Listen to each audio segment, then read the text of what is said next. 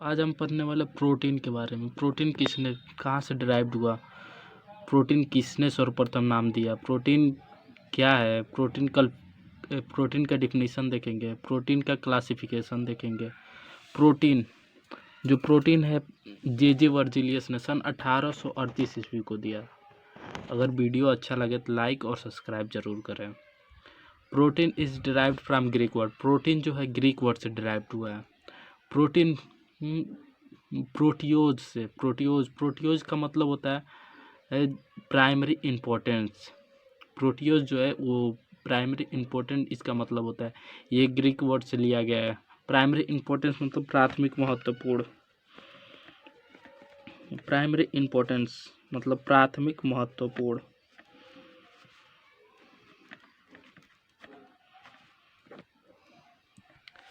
ये हम जानते हैं कि प्रोटीन जो है हमारे जीवन में बहुत अहम भूमिका निभाता है। अब डिफिनीशन इसका देखते हैं, चलिए आइए।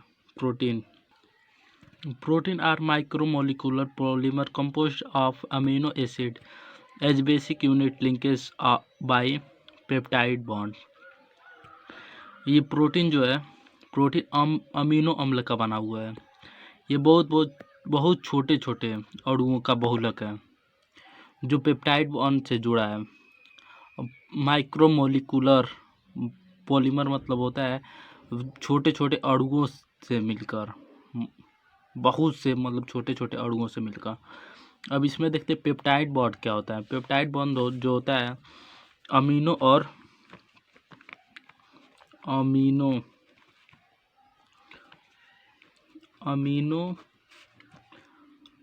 तथा amino plus carboxylic group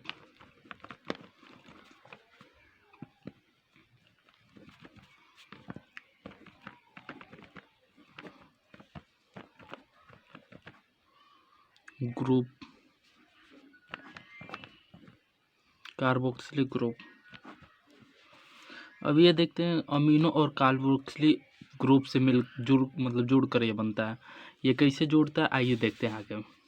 peptide bond यही है, सेम मतलब स्ट्रक्चर है इसका, ये पेप्टाइड बॉन्ड का। ये जो अमीनो ग्रुप क्या होता है, NH3 होता है अमीनो ग्रुप में। जो होता है कार्बोक्सिलिक ग्रुप COOH। ये हम देख रहे हैं, जैसे कि मतलब यहाँ पे पहले देखते हैं COOH यहाँ पे रहे, और अमीनो एसिड NH2 प्लस, मतलब ये जो एक बॉन्ड इससे जुड़ जाता है, ये नाइट्रोजन 3 ही बॉन्ड बनाता है। देखिए यहाँ पे जैसे नाइट्रोजन का एक बॉन्ड ये, एक बॉन्ड ये है, एक बॉन्ड ये हो जाएगा। अब जो ये कार्बन है ये 4 बॉन्ड बनाता है, 4 बॉन्ड बना दिया। अब यहाँ पर देखिए ये कार्बोक्सिलिक ग्रुप है, ये मतलब ये वाला जो है वो कार्बोक्सिलिक ग्रुप है। और ये आप लोग मतलब वहाँ देखे ऊपर अमीनो एसिड, यहाँ पे ये जो है अमीनो ग्रुप है। अब ये दोनों मिल करके मतलब ये दोनों मिल करके जो बॉन्ड बनाएंगे उसी को पेप्टाइड बॉन्ड कहते हैं। ये देखिए दोनों मिल गए यहाँ पे। ये कैसे मिलता है, ये जैसे कार्बन है वो हम लोग जानते हैं कितना बॉन्ड बनाता है, 4 बॉन्ड बनाता है। तो यहाँ पर देखिए, यहाँ पर COO मतलब डबल बॉन्ड, 3 बॉन्ड हो गया, एक 4 बॉन्ड हो गया। यहाँ पे OH निकल जाएगा, यहाँ से यहाँ पे OH निकल गया, और यहाँ से मतलब एक बॉन्ड ये हो गया, एक बॉन्ड ये हो गया। नाइट्रोजन 3 बॉन्ड बनाता है, एक बॉन्ड ये हो गया, एक बॉन्ड ये हो गया, एक बॉन्ड ये हो गया, 3 बॉन्ड। यहाँ से जो H यहाँ पे जो था वो भी निकल जाएगा, तो ये हो जाएगा H2O।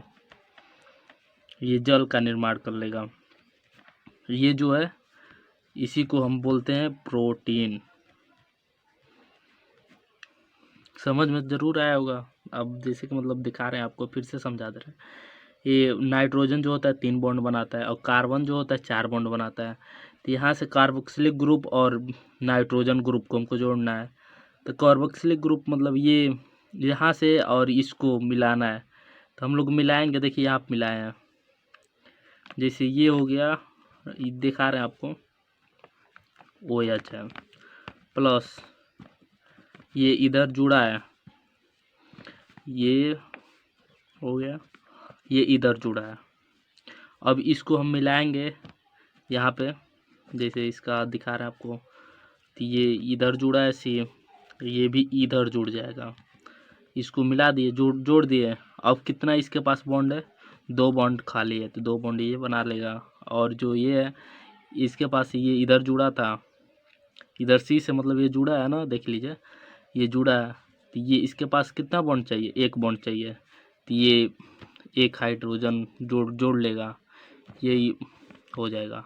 यहाँ पे ये OH जो है ये दोनों मिल करके H2O का निर्माण कर देंगे, H2O का, यहाँ पे जो जल का निर्माण कर रहा है।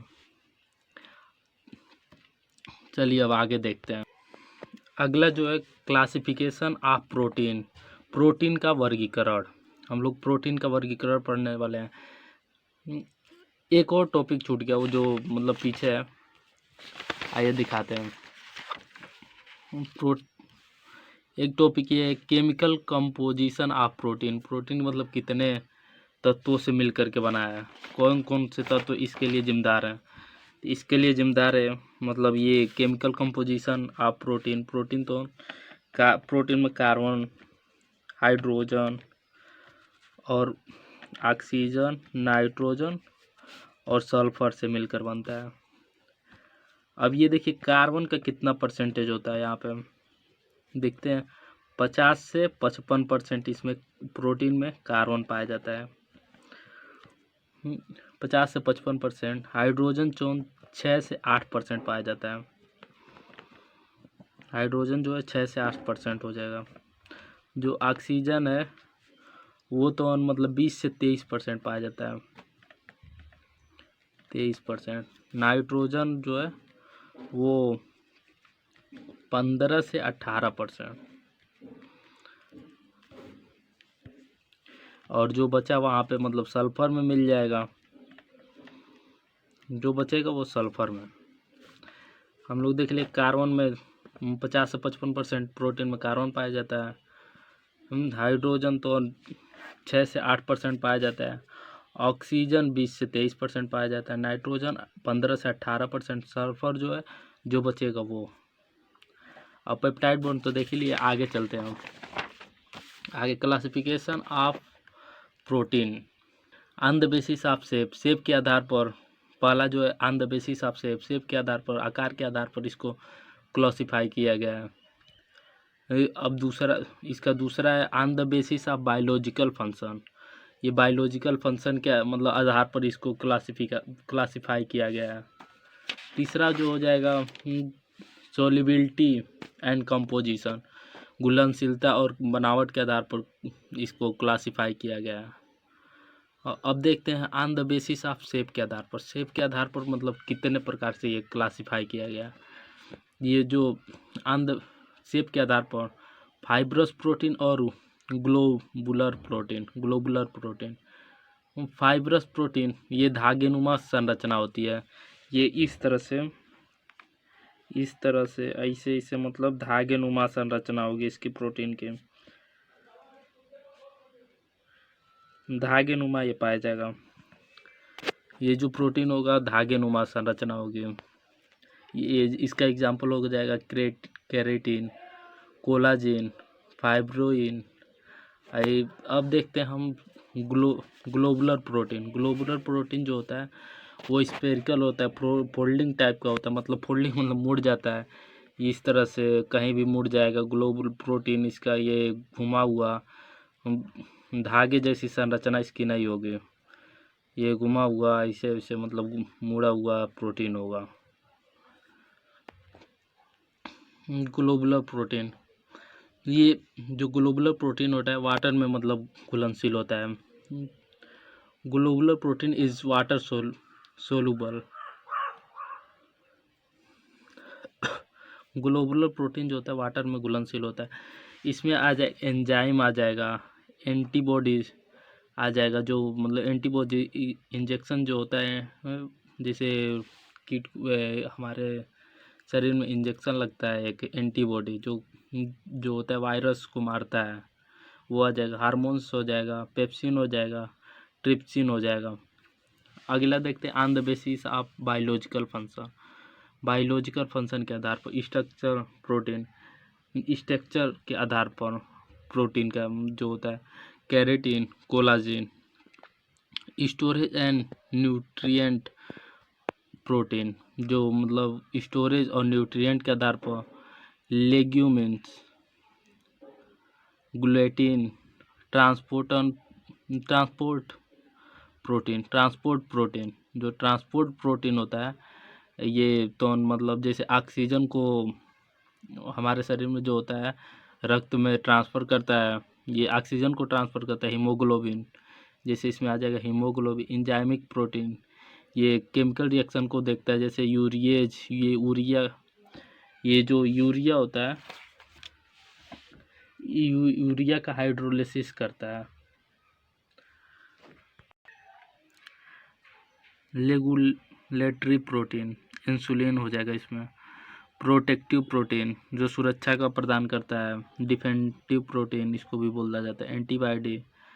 एंटीबायोटिक जो होता है जैसे कि दवाई में जो इंजेक्शन लगता है। टॉक्सिक प्रोटीन ये जहरीला होता है। रेसिन, जो ये रेसिन होता है आरंडी के तेल में, आरंडी के बीज वाला जो पौधा होता है उसी के बीज में ये पाया जाता है। अब इसका अगला देखते हैं classification based on composition and solubility. ये घुलनशीलता और बनावट संगठन के आधार पर इसको जो थी क्लासिफिकेशन किया गया।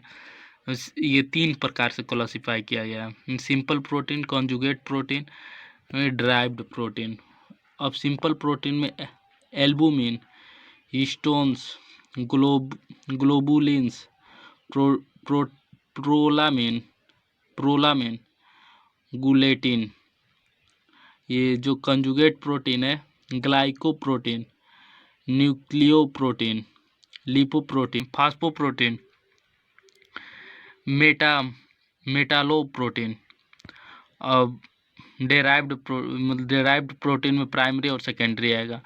इसमें डीनेड और डेराइव्ड प्रोटीन भी कहा जाता है।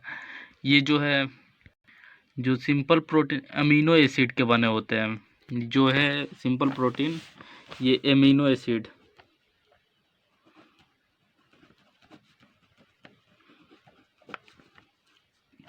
ये अमीनो एसिड के बने होते हैं। ये जो है सिंपल प्रोटीन और some protein substance. Simple protein plus some non protein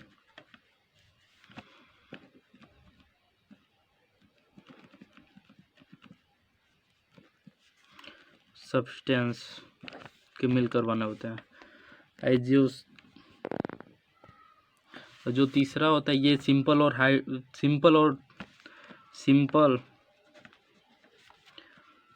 are conjugated protein के हाइड्रोलिसिस से बनता है।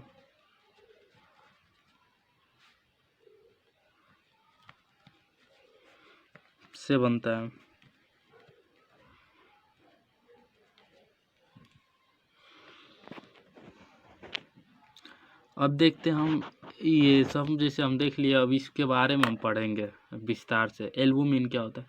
एल्बुमिन होता है ये पानी तथा अम्ल, क्षार ये सब में विलय होता है। पानी, अम्ल और क्षार दोनों में। पानी मतलब हो गया लवण, जैसे ये पीएच मान के आधार पर, जैसे ये पीएच 7 से कम हो या 7 हो, 7 से बेसी हो, सब में ये विलय होता है। इसे गर्म करने पर यह जम जाता है। जैसे अंडा एल्बुमिन, जो अंडे का एल्बुमिन होता है वो देखे होंगे, मतलब अंडा जो होता है वो गर्म करते हैं तो ये जम जाता है। सीरम एल्बुमिन ये जो है ह्यूमन बॉडी में पाया जाता है सीरम। अगला होता है हिस्टोन प्रोटीन, ये जल में विलय होता है। ये डीएनए में पाया जाता है तथा ये हीम के साथ मिल करके हीमोग्लोबिन का निर्माण करता है। जो हिस्टोन प्रोटीन होता है ये डीएनए में पाया जाता है और हीम के साथ मिल करके ये हीमोग्लोबिन, जो आरबीसी रक्त कण के में पाया जाता है हीमोग्लोबिन, जिसके कारण रक्त लाल होता है, वो उसी का निर्माण करता है हिस्टोन प्रोटीन। ग्लोबुलिन प्रोटीन यह शुद्ध जल में अघुलनशील है, लेकिन नमक के घोल में घुलनशील, लेकिन पतले नमक के घोल में घुलनशील होता है। जो ये ग्लोबुलिन प्रोटीन है, यह शुद्ध जल में अघुलनशील होता है, लेकिन ये पतले जो नमक के घोल है उसमें घुलनशील होता है। ग्लोबुलिन प्रोटीन यह किडनी द्वारा उत्सर्जन को रोकने के लिए हीमोग्लोबिन को बांधता है। जो किडनी द्वारा उत्सर्जन होता है, जो किडनी द्वारा उत्सर्जन को रोकने लिए बाध्य होता है।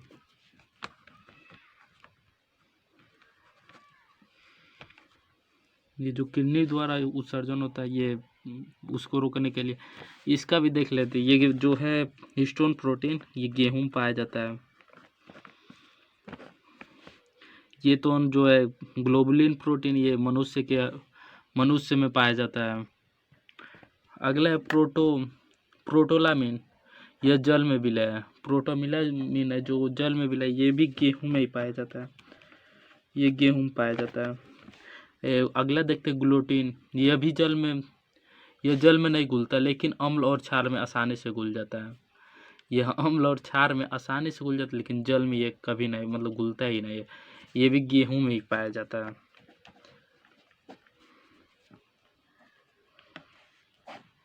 ये आसान होगा कि याद करने में आसानी होगी, जो गेहूं में पाया जाता है। अब देखते हैं कंजुगेटेड प्रोटीन। कंजुगेटेड प्रोटीन क्या होता है? संयुग्मित प्रोटीन। इसमें अमीनो अम्ल के साथ अन्य बहुत से तत्व पाए जाते हैं। अमीनो जो अम्ल है उसके साथ और भी तत्व पाए जाएंगे, उसमें संयुग्मित प्रोटीन कहते हैं। इसमें आता है न्यूक्लियो प्रोटीन। ये भी जल में घुलनशील होता है। इसके पास विशिष्ट तत्व के रूप में फास्फेट पाया जाता है। ये सेल न्यूक्लियस में पाया जाता है। सेल न्यूक्लियस हो गया, और ये बहुत से में पाया जाएगा। ये